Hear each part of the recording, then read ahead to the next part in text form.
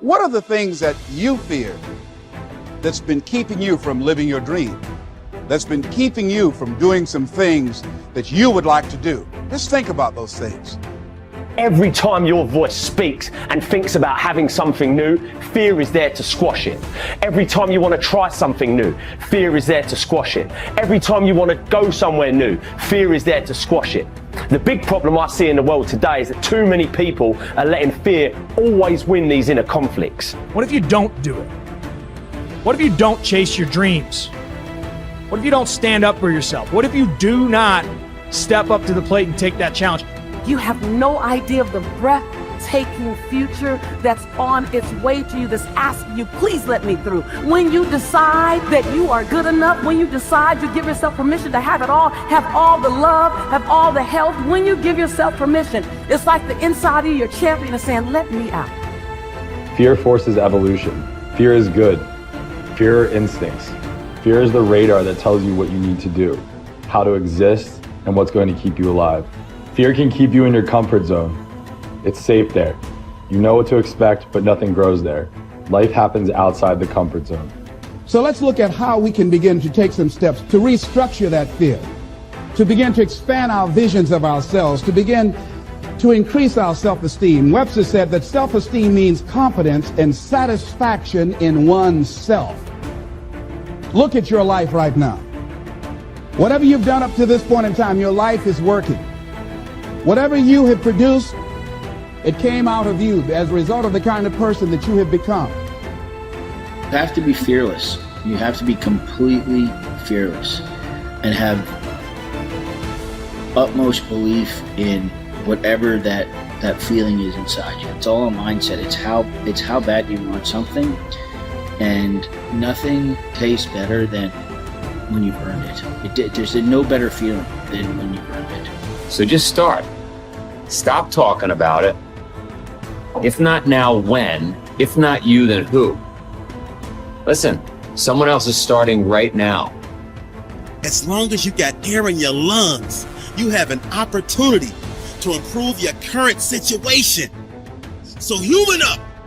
Accept the challenge, change your associations, and soon you will find yourself receiving accolades and congratulations. But first you gotta say I do to the new you and commit to a lifetime of small wins that at times will seem meaningless and pointless. Are you in a position to quit? Or are you in a position to go harder? Are you in a position to go stronger? Are you willing to dig and go as far as you can in your life? Are you willing to suffer? So instead of boxing yourself in and thinking only about all the different ways that something could be bad, could break, could fall to pieces, think about all the things that you could do if you take the action. The most common fears that we experience, which often sabotage all hope for success, are the fears of failure, poverty, and loss of money.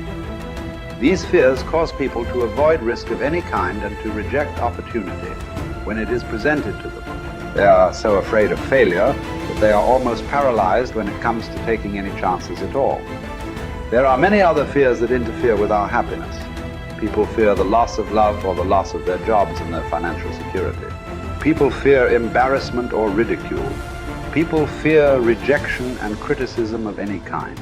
People fear the loss of respect or esteem of others. These and many other fears hold us back throughout life.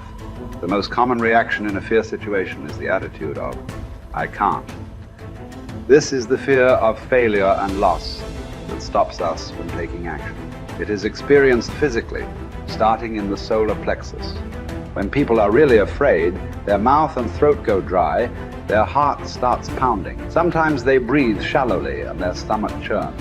Often they feel like getting up and running to the bathroom. These are all physical manifestations of the inhibitive negative habit pattern, which we all experience from time to time.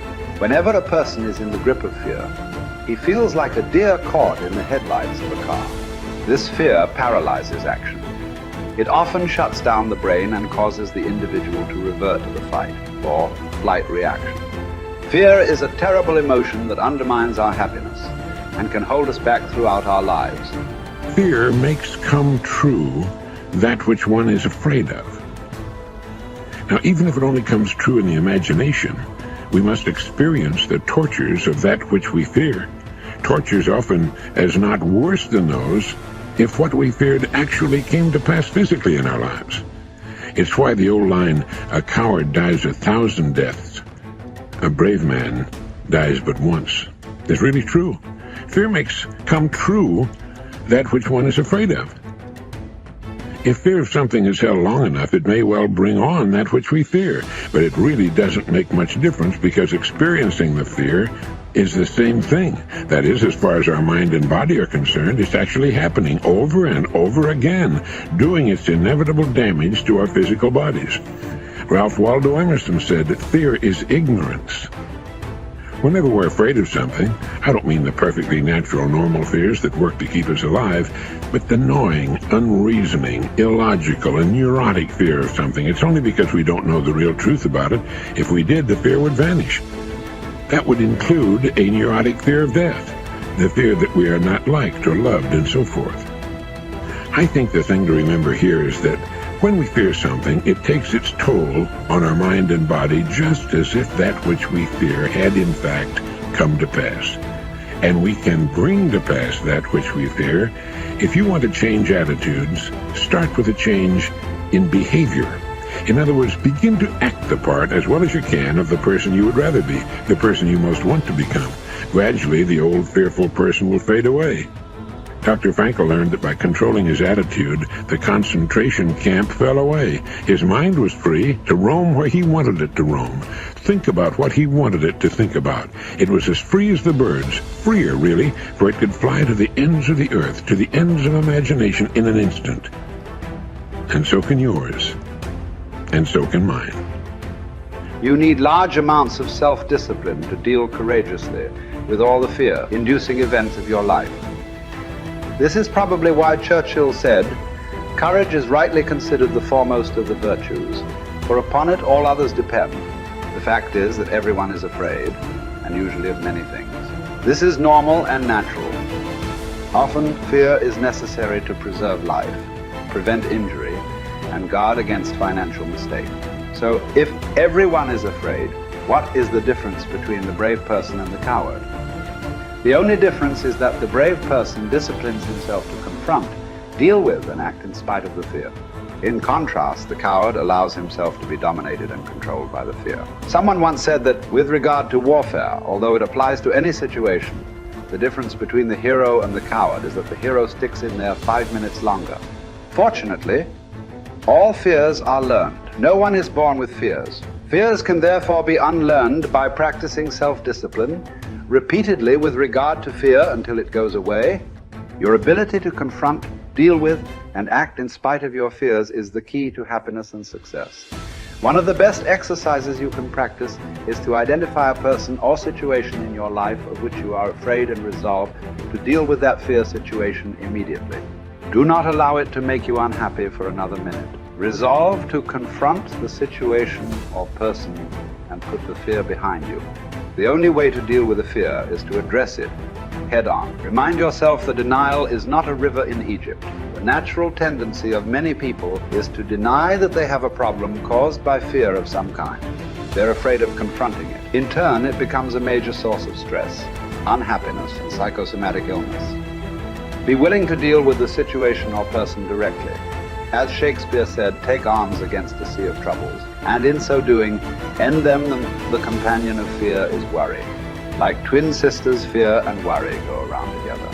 Mark Twain once wrote, "I have worried about a lot of things in life, and most of them never happened." So if you want to do something, if you've thought about something you want to do, take it head on.